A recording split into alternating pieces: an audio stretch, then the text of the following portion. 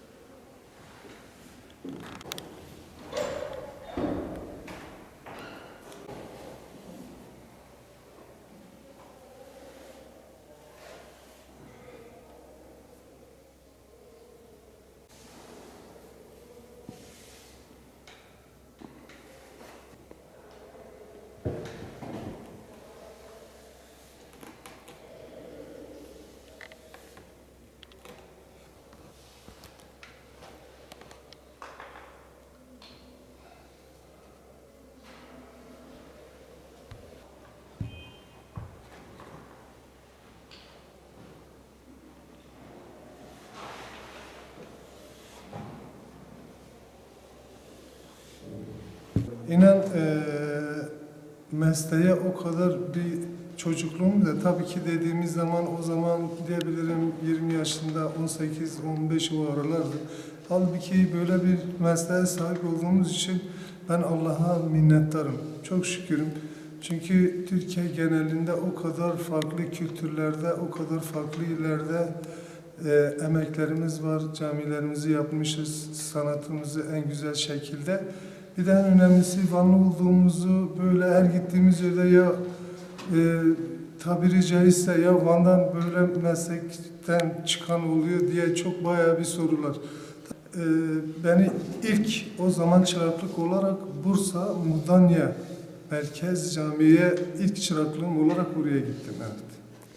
Şimdi Allah'a şükürler olsun ki o kadar ailemde kendi kardeşlerim yapıyorlar, amcam çocukları yapıyorlar.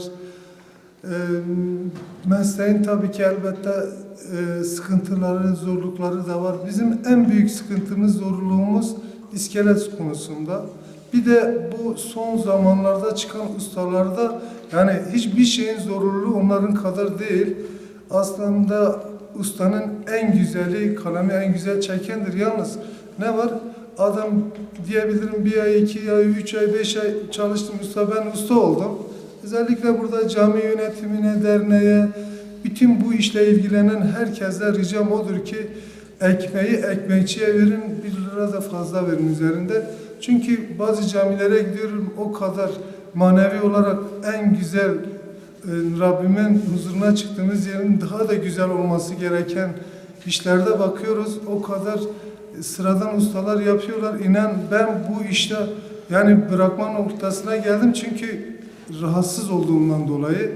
Bazı camilerde böyle hille yaparcasına işte kaliteli boyaların kullanmadığı, toz boyaların kullandığı işte bizi en büyük üzen, beni canı gönülden aciz eden en büyük üzüntü duyduğum konuların başında bu gelir. Ama en büyük sıkıntımız, en büyük özelliğimizin ustalarımızın kalitesiz olmasıdır. Gittiğimiz yerlerde yaşam koşullarımızda mesela yatmalarımızda, kalkmalarımızda tabii ki cami derneğinin çok büyük önemi var. Sağ olsun bazı yerlere gittiğimizde mesela evlere misafir ediyorlar.